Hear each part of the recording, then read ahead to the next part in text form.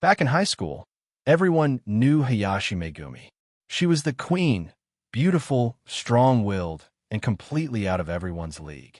Yamamoto never thought he'd see her again, especially not like this. But today, at his part-time job, he noticed a secret she wasn't meant to share. A dark bruise was hidden under her sleeve. He wasn't even looking for it, but now he can't unsee it. A few hours earlier, Yamamoto was in his element. He's a first-year uni student with a serious obsession for keeping things spotless. To him, a scrub drain is way more rewarding than dealing with people. They're irrational. A clean floor is fair. Plus, the late-night shifts at the store pay better. Now he's stuck at his shift. It's quiet, boring, and even for a night shift, it's calmer than usual.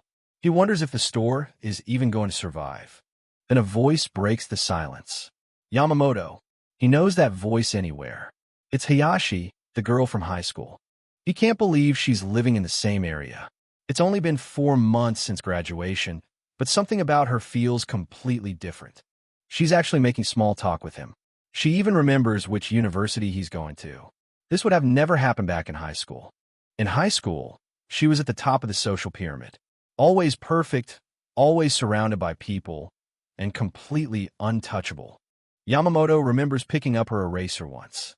He knew if he didn't, she'd just complain about it later. He didn't expect much of a thanks. Her response back then was a cold TCH.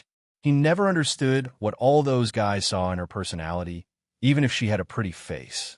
Guys were constantly confessing their love, and she just turned them down without a second thought. She was always popular, but never friendly.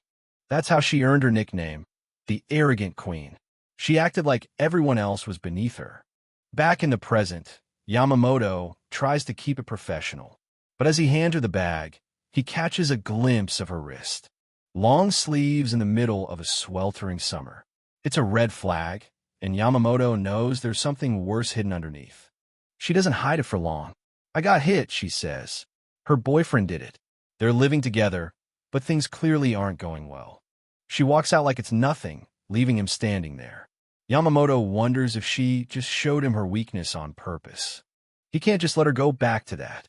He calls out to her, telling her to stay at his place for the night, instead of going home. She looks at him like he's crazy. He offers his spare key and promises he's not going to try anything funny. She reveals she has nowhere else to go. Her parents disowned her when she dropped out of college to move in with the guy. She decides to wait until his shift ends. Yamamoto watches her from the counter, still trying to process that this is the same queen. She doesn't feel like the girl who is always loved by everyone. She looks small and alone, and it's bothering him more than he thought. They finally get to his apartment. It's a modest place, but it's safe. She seems surprised by how neat it is. Having Hayashi Megumi in his room feels completely surreal. Yamamoto stays in the kitchen to give her some space while he makes tea. She comments on how empty and clean it is. Yamamoto's just trying to act natural, but his heart is racing. She starts making excuses for her boyfriend, saying he was probably just in a bad mood. She thinks she just needs to support him more. Yamamoto realizes she's trapped in a bad cycle.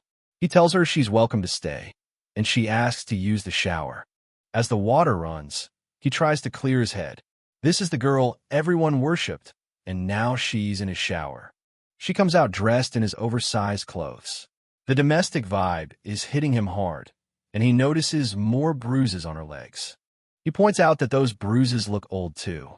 He tells her straight up that she shouldn't be with someone who treats her like that. She snaps back, asking what he could possibly know. He tells her it's just his opinion, but he's not wrong. He doesn't back down. He tells her she's just being used, and her selflessness is just hurting her for no reason. Yamamoto's anger surprises even himself. He tells her if she wants to go back and let the guy ruin her, he won't stop her. The room goes quiet. He immediately regrets being so harsh, thinking he definitely crossed the line. She says she's getting sleepy. He offers her his bed and tells her there's no rush to decide anything. She teases him, saying he sounds like an enlightened monk. He settles for a pillow on the floor, trying to ignore the awkwardness. Sleep isn't coming easy for him. Having her just a few feet away is making it impossible to relax. Out of nowhere, she asks, "Want to do it?" Yamamoto's eyes go wide. He nearly jumps out of his skin. He tells himself he only let her stay on a whim and that she's definitely just messing with him. Before he can process it, she slides over and hugs him. He's startled, but she just laughs, saying she was just checking if he was awake. Then she drops the big question, "Are you a virgin?" Yamamoto tries to play it cool and says he's not. She calls him a liar and whispers that he's actually kind of cute. Yamamoto just tells her to shut up, his face burning. Hayashi opens up about her boyfriend. He wasn't always like this. He used to be kind and considerate, going along with every whim she had. But things changed once they started living together. He'd belittle her, asking what a high school grad could even do, and he'd hit her whenever his mood soured. Back in the present, Yamamoto tries to get some rest, but Hayashi is still teasing him. He just tells her to go to sleep, clearly exhausted by the whole situation. She smiles, calling him hopeless before finally settling in. And just like that, the two former classmates started living together in his tiny apartment. The next morning, Yamamoto wakes up with a groan. Sleeping on the floor was definitely not his best idea, and his back is screaming at him. He looks over at the bed and sees Hayashi still fast asleep. Then he notices more dark bruises on her leg that he hadn't seen before. It's a harsh reminder of why she's here. He decides to get a head start on the day and starts cooking. Hayashi eventually wakes up, looking completely drained. She complains that her whole body is sore. Yamamoto asks if she's okay while he keeps an eye on the yakisoba he's frying up. He serves her a plate, and she's genuinely surprised that he can actually cook. He tells her it's almost ready and to just hang tight. She takes a bite and her eyes light up. She admits it's amazing, completely forgetting her usual queen persona for a second. After finishing, she offers to help with the dishes as a way to pay for the food and shelter. Yamamoto immediately shuts that down, reminding her she's a guest. He notices her hair is in the way and offers her a rubber band. She takes it, even though she complains that rubber bands yank out her hair. Once things settle down, Yamamoto decides it's time to talk about the future. He tells her she can relax here while they figure out what's next. Hayashi is clearly torn. She's scared that whatever choice she makes will end in regret.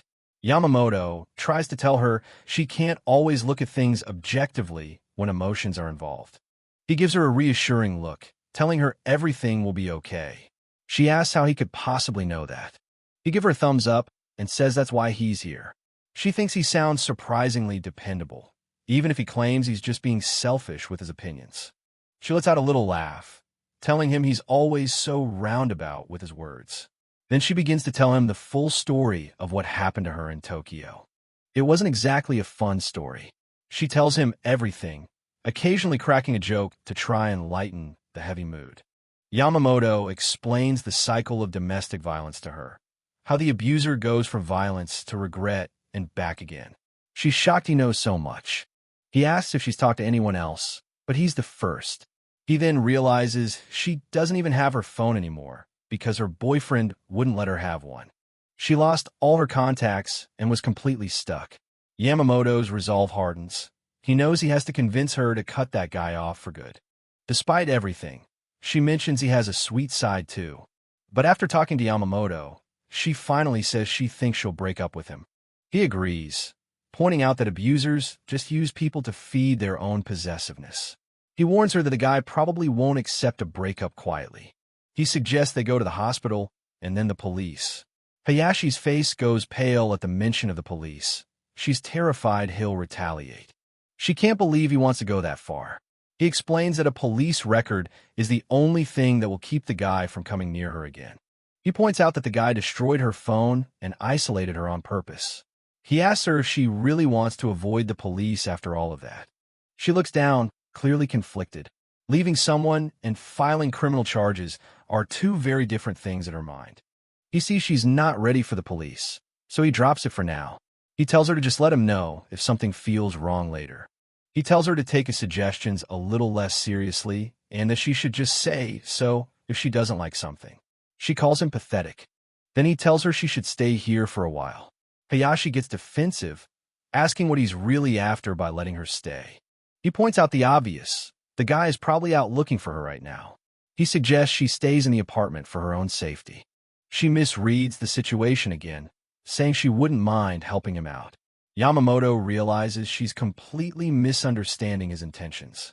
She accuses him of wanting full access to her body. He snaps back, telling her not to speak nonsense and that he only wants her to be safe. He wonders if she just hates being treated like an object. He sighs and tells her she needs to go to the hospital to get those injuries checked out. She agrees, but her tone sounds a little disappointed. Yamamoto admits he'll never understand how she thinks. The medical report is grim: a torn ligament in her wrist and bruising all over her body. It's worse than he thought.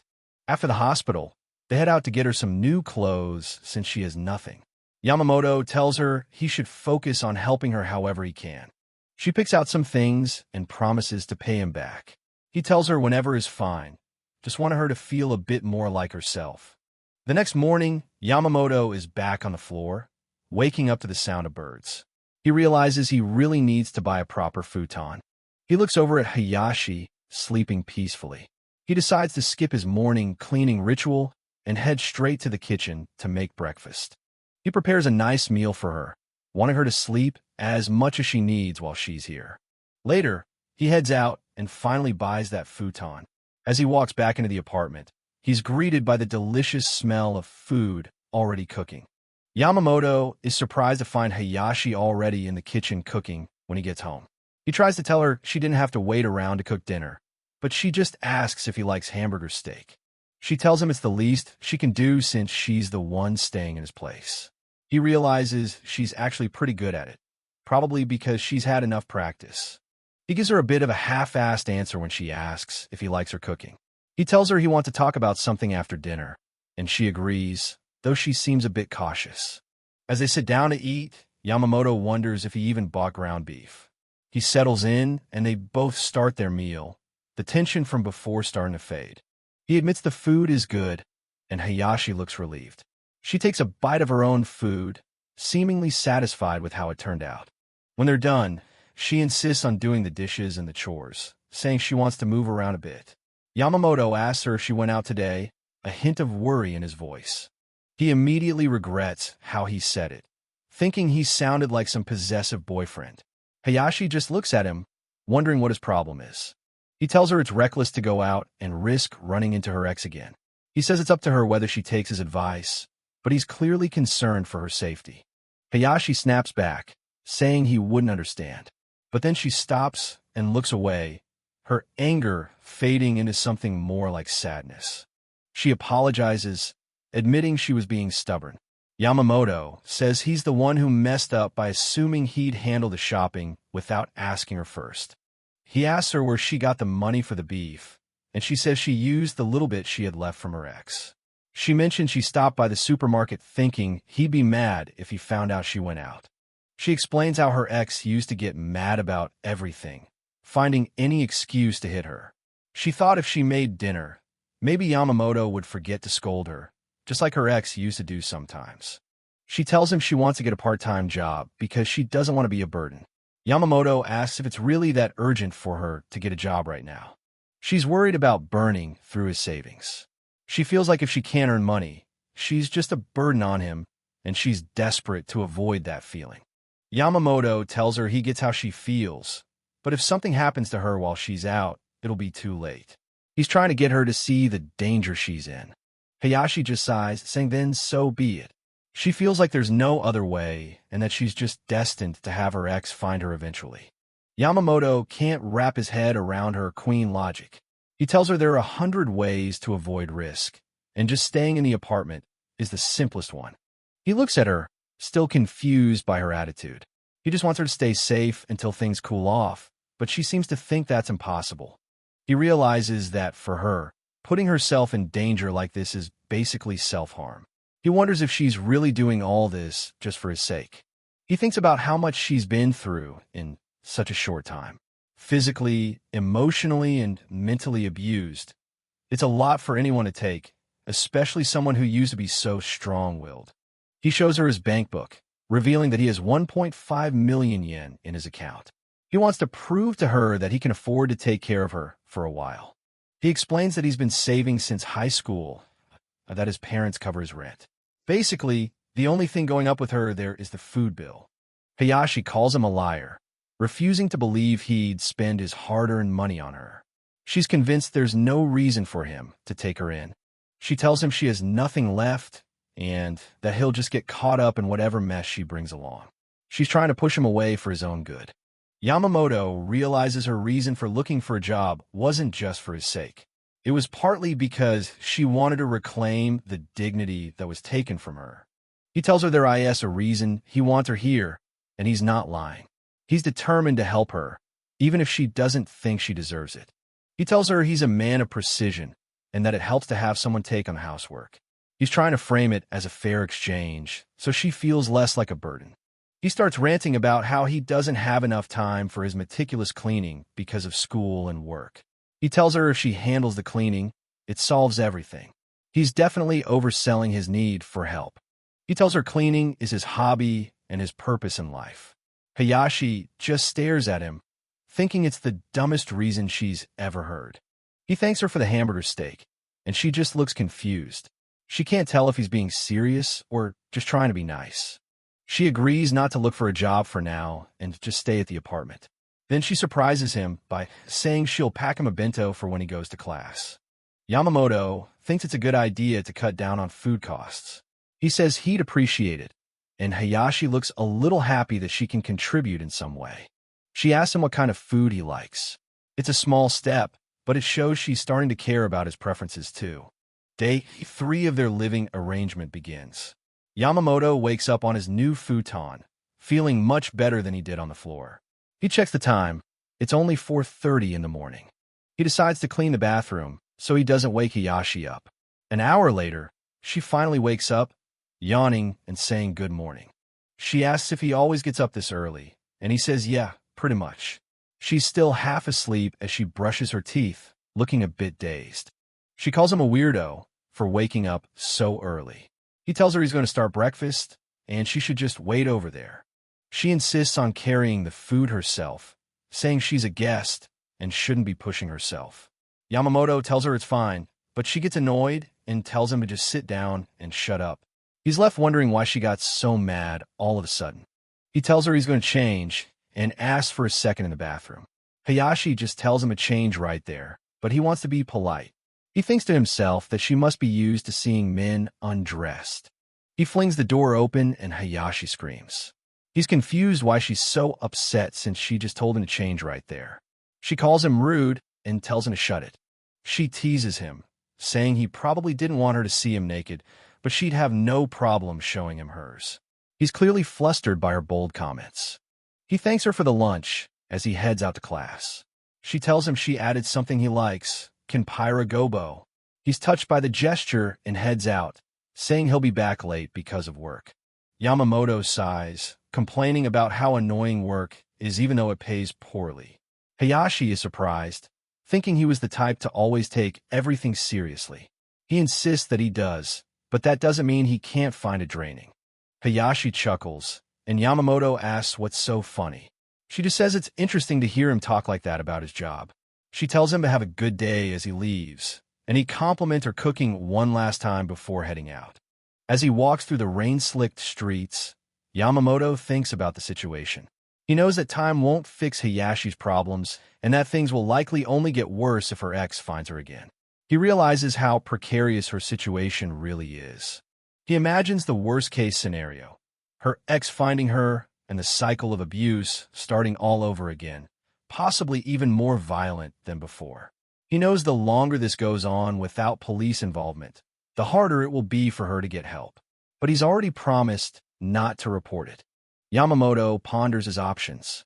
Reporting it still seems like the best choice, but he doesn't want to break his promise. He thinks about who he could talk to, someone who might be better suited to reach Hayashi than he is. He realizes he can't just bring this up to anyone. He thinks about Kasahara Akari, Hayashi's best friend from high school. They go to the same university now, but they've never actually spoken. He wonders if she's still in contact with Hayashi's boyfriend, and if reaching out to her would just make things worse. He feels stuck. He remembers how Kasahara was part of the popular clique in high school, even more so than the arrogant Hayashi.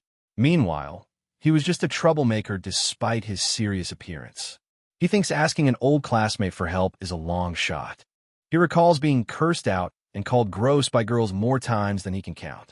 He sighs, realizing he probably can't even have a normal conversation with someone like Kasahara.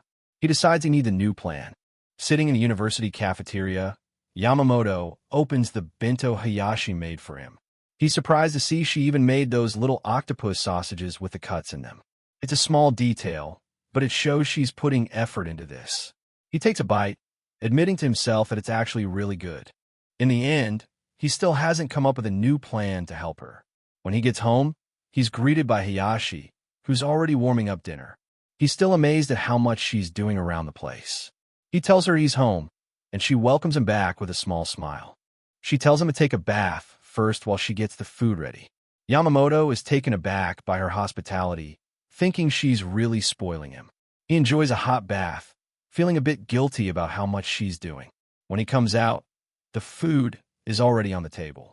He wonders if this isn't a bit much, especially since he just got home. Hayashi explains that this is just what she would normally do in her old place. He's surprised, realizing how ingrained these habits are for her.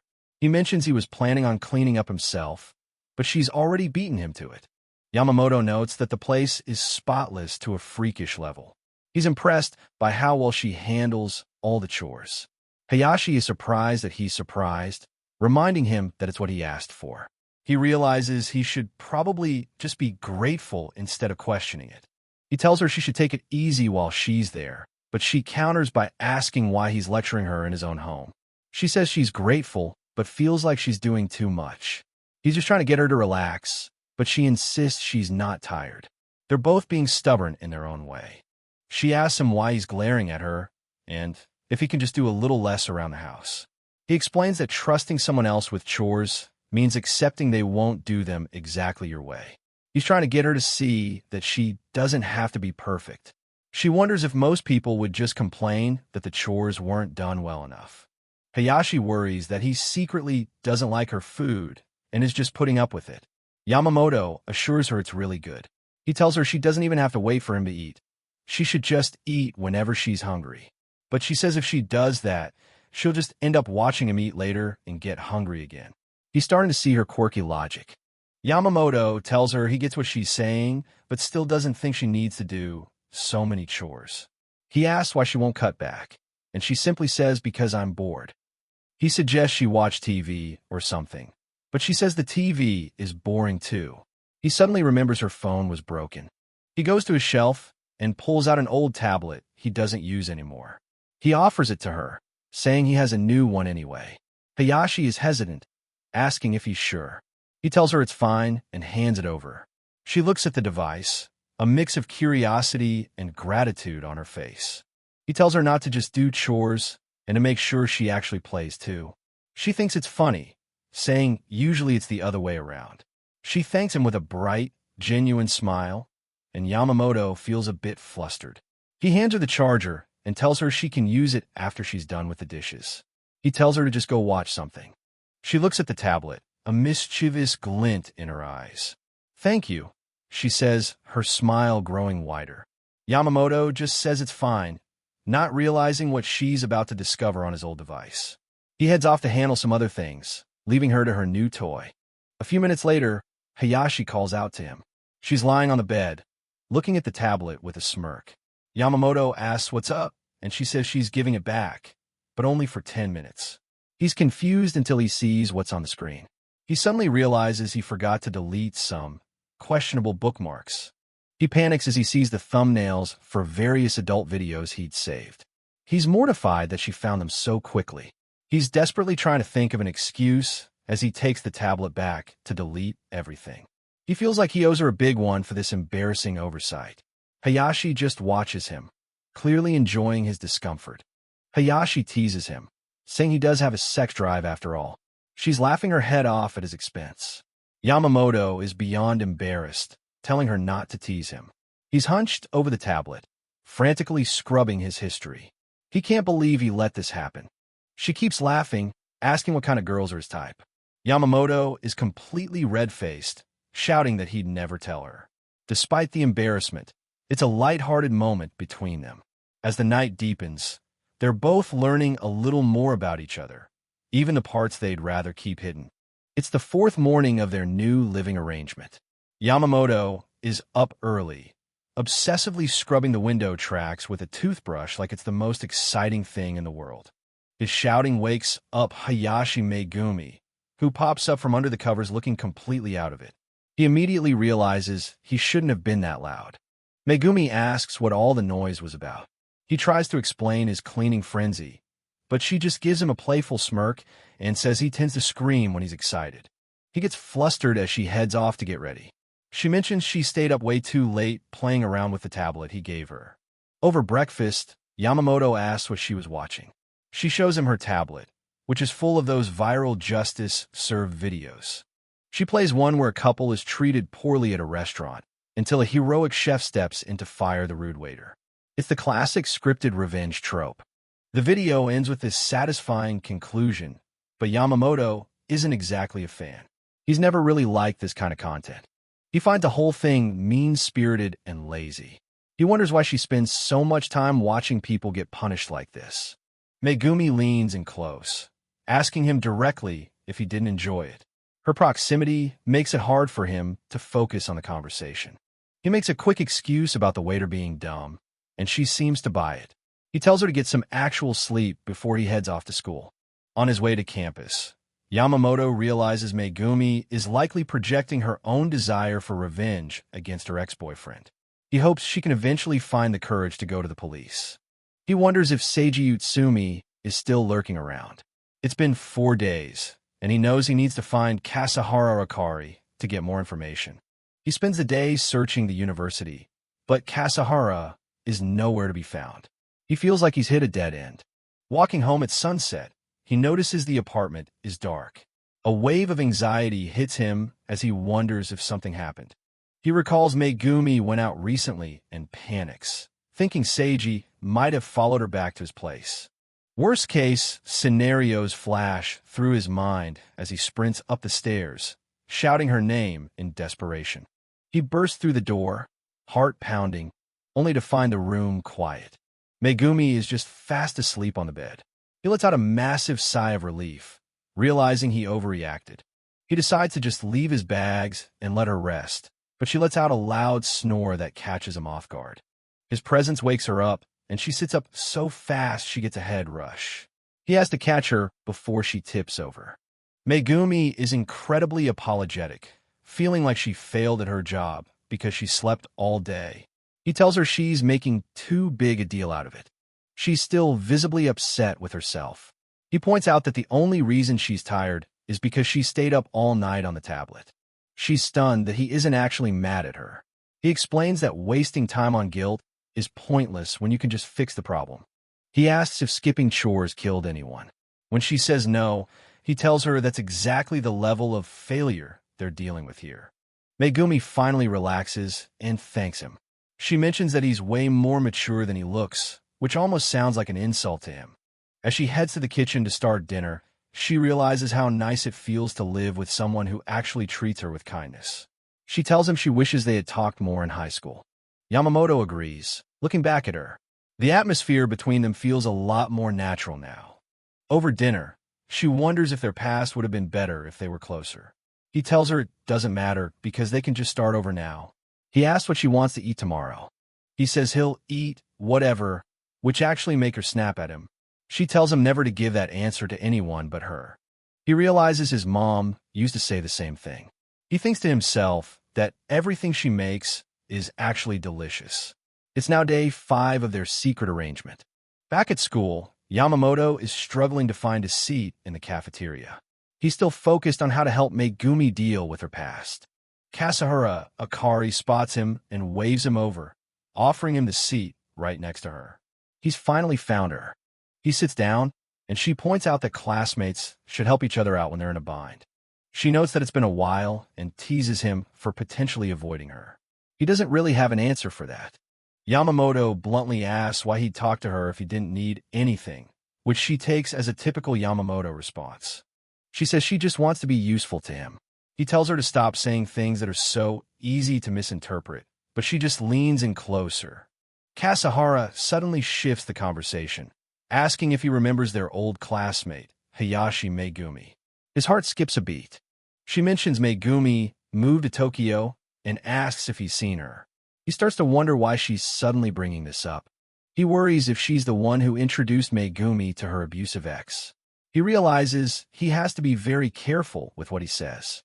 Another girl, Irie, walks up and joins them.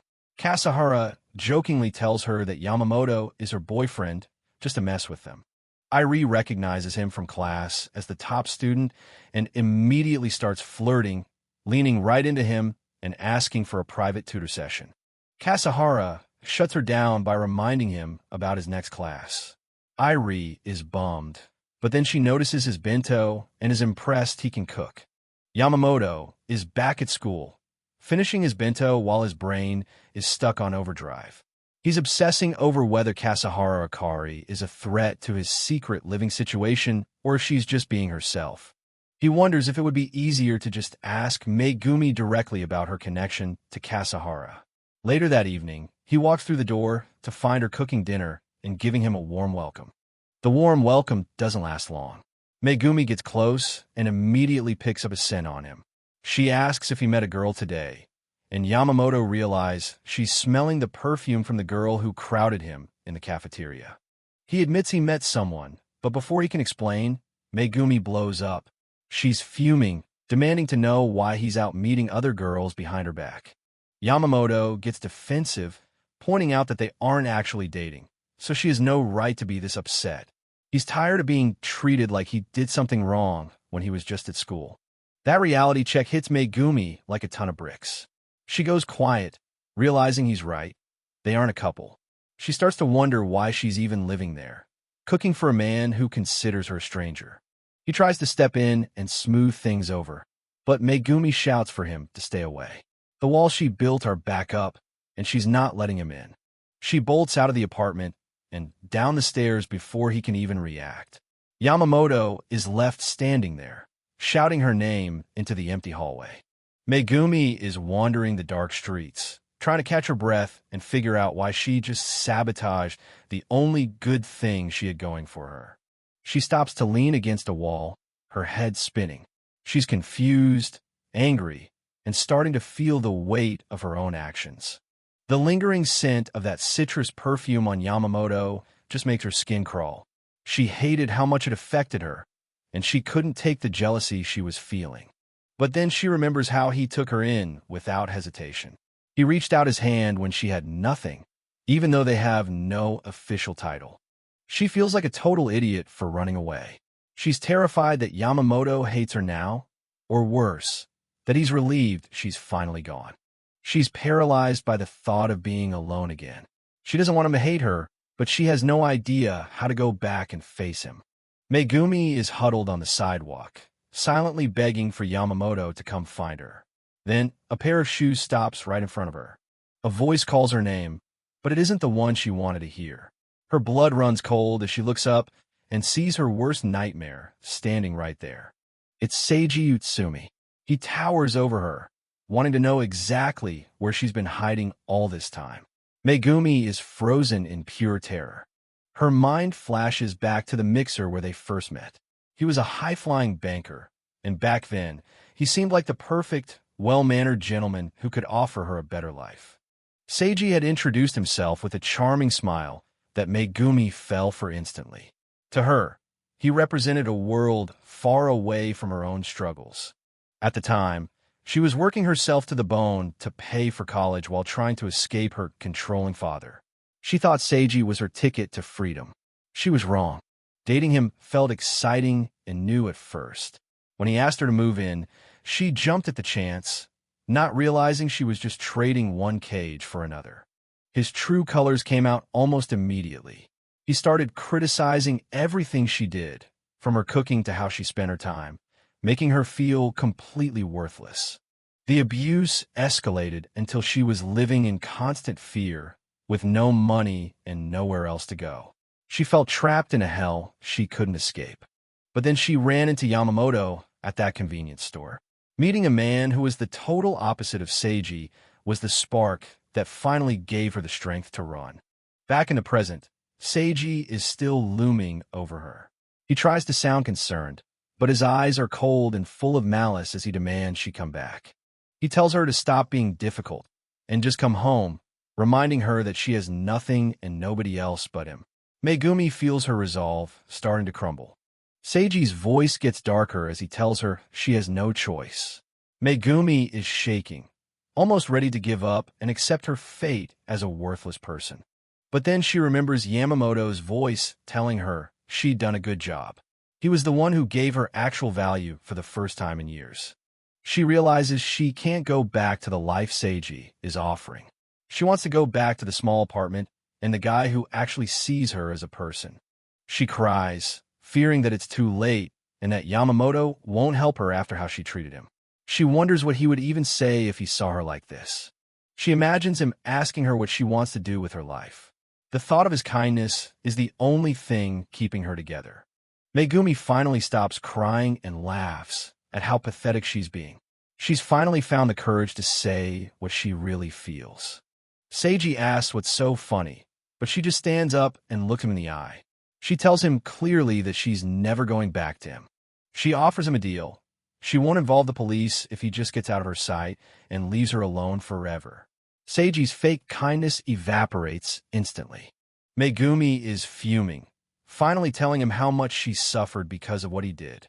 Seiji just scoffs, giving a half-hearted apology for hitting her.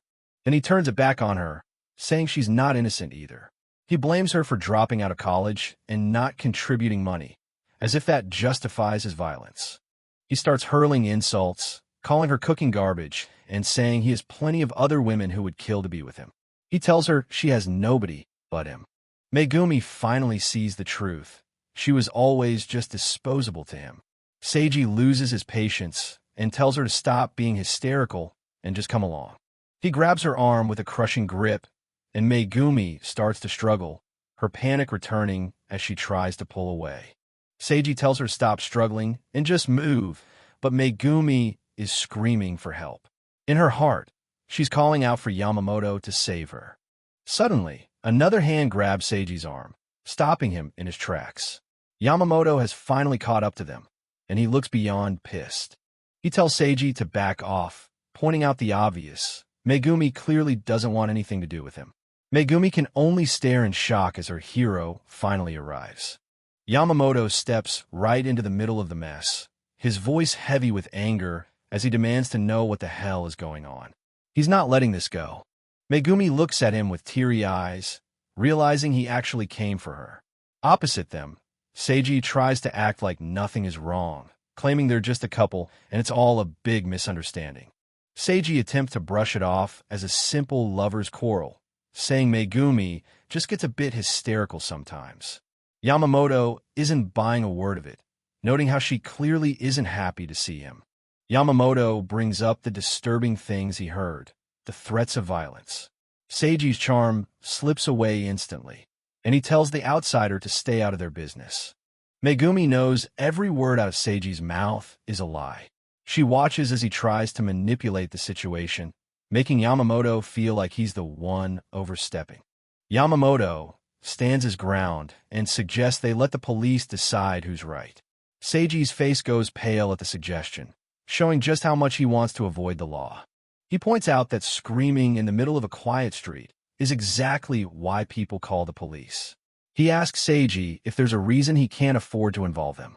As a crowd of onlookers begins to gather, Seiji gets desperate, claiming Megumi just fell. Megumi stays silent, but her eyes are fixed on the bruises on her arms. Yamamoto points out the bruises on her legs and arms, noting that some are fresh while others are healing. He asks why she keeps falling so much, causing Seiji to snap and shout in frustration. Seiji screams that their love is none of Yamamoto's business, but Yamamoto just stares him down with a gaze that's both calm and chilling. Megumi is stunned to hear him use the word love. Yamamoto asks if he even bothered to file a missing person report, and Seiji's only defense is that he was too busy. Yamamoto scoffs, calling it a childish power trip rather than actual love. Megumi is speechless. She's never had anyone defend her like this before. She watches Yamamoto's back, realizing he's truly doing all of this for her sake. Seiji breaks down into a pathetic act of fake tears, claiming he just loses it sometimes and can't help himself. It's the same old story he's told 100 times. Megumi looks at him with cold, clear eyes. She knows he'll never change. She tells him flatly that she isn't coming back to him, no matter what he says. Seiji continues to beg, sobbing that he can't live without her. Megumi isn't swayed. She just tells him to stop saying things he doesn't mean. She shows him the dark bruises on her neck, the physical proof of his love. Seiji falls silent, unable to find any more lies to tell. She points out that he never looked for her because he already had a replacement lined up. She sees right through him, and Seiji has nothing left to say as he reaches out in vain. The chaos of the night is over. The next day, the apartment is quiet. Yamamoto sits alone, lost in thought as the reality of everything starts to sink in. He cleans the floor, but the room feels unusually large and empty without her there. The silence is deafening. He recalls her cooking in the kitchen, realizes how much her presence has changed the atmosphere of his home. He stares at the ceiling, wondering when she'll come back. It's nearly midnight, and he's still waiting by himself. He leans on his hand at the table, just wishing she would finally come through the door. The lock finally clicks, and Megumi walks in. Yamamoto tries to act casual, telling her that she certainly took long enough to get home. Megumi stands there with her head down, looking completely drained. Yamamoto asks if anything else happened, his voice full of quiet concern. He remembers how the police broke up the scene and Seiji ran away the second he heard the sirens. They'd sent him home alone, and he had no idea what happened to her until now. He suggests she hop in the shower to clear her head. Megumi just nods silently and follows his suggestion, disappearing into the bathroom. While she washes up, he decides to cook some fried rice, thinking it's better not to force her to talk about everything right away. A little while later, Megumi walks out of the bathroom with nothing but a towel wrapped around her. The sight catches Yamamoto completely off guard. Yamamoto turns bright red and shouts at her, calling her a klutz and asking if she even brought any clothes to change into. He covers his eyes, begging her to put something on and reminding her of the rules they established. Megumi, however, is looking at him with a serious, intense expression. She tells him that he saved her and that he did something she can never hope to repay in her lifetime. Her gratitude is overwhelming. She says that since he saved her, he has the right to do whatever he wants with her body, and she feels obligated to follow his lead. Yamamoto is absolutely mortified by her offer. She mentions that while her ex hated her cooking, he always enjoyed this part of her.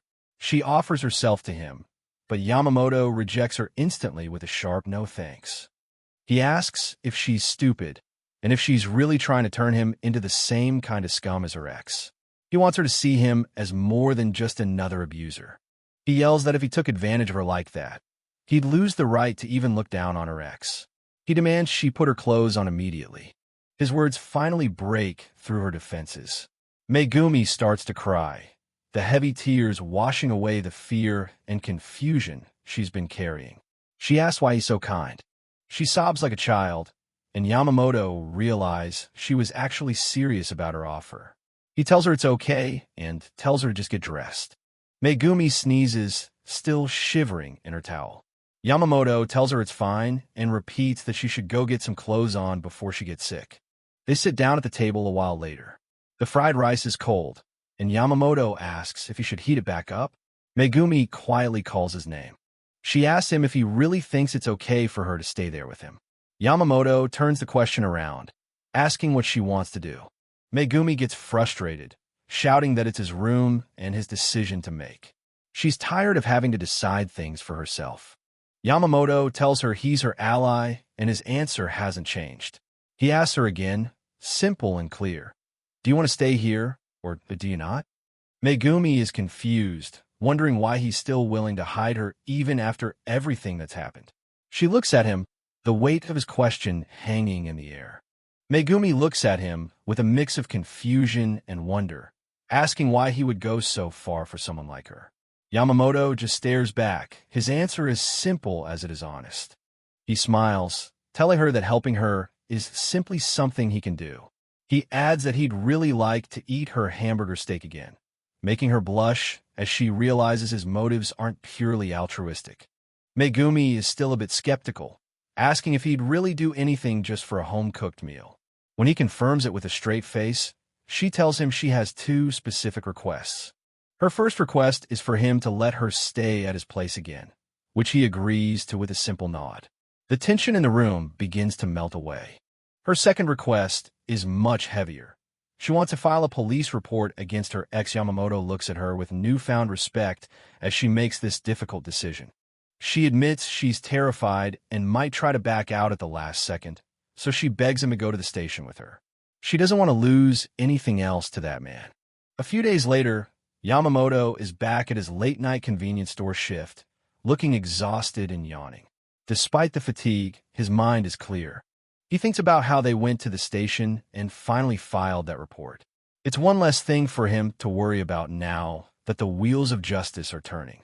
He recalls the night the police took Megumi back to her ex's place, only to find it completely deserted. The guy had vanished into thin air, leaving no sign he intended to return. Yamamoto wonders where the guy could have gone and how long it will take before Megumi truly feels safe. Suddenly, the chime of the door interrupts his thoughts as a customer enters. It's Megumi. She bounds into the store with a bright smile, telling him she ran out of toothpaste. Yamamoto is surprised but happy to see her out so late. He realizes that since she doesn't have a phone, he has no way of reaching her when he's at work. Megumi just shrugs it off, saying she doesn't really have anyone important to call anyway. Yamamoto points out that not having a phone is pretty inconvenient, but Megumi is more focused on the fact that he shouldn't be walking around this late. He's still worried about her ex being out there somewhere.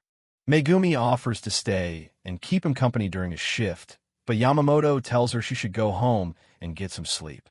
He's worried about her well-being. She starts bombarding him with questions about how long he's worked there and how often he visits his parents. Yamamoto is confused by the sudden interrogation. She keeps going, asking if he was in any clubs or has other part-time jobs. Yamamoto tells her no to everything, making her wonder what he actually does with his time. When he says his hobbies and special skills are both just cleaning, Megumi calls him a total neat freak. Yamamoto can only laugh and ask if that's supposed to be a compliment. The mood shifts as Megumi admits she wishes she'd talked to him more back in high school. She reflects on how things might have been different if she had. She looks at him with a soft, earnest gaze and says she wants to know more about him. Yamamoto is visibly flustered by her sudden openness. He tries to play it down, saying he's really not that interesting, but Megumi isn't having it. She tells him not to be so smug and that she'll be the judge of that. She leans in and asks him what living with her has been like so far. Yamamoto tries to find the words, but she's already waiting for his answer with a playful look. He complains that it's headache-inducing because she's always running off or snapping at him, but then he admits with a small smile that it hasn't been all bad. Megumi smiles back, knowing he's just terrible at saying nice things. Megumi laughs and calls him a hopeless case, which just makes him grumble even more. But the warmth between them is undeniable. She asks him what he wants for dinner, and he tells her that as long as she's cooking, anything is fine. As he watches her, Yamamoto realizes that his high school self would never have believed he'd feel this way about the Queen Hayashi Megumi.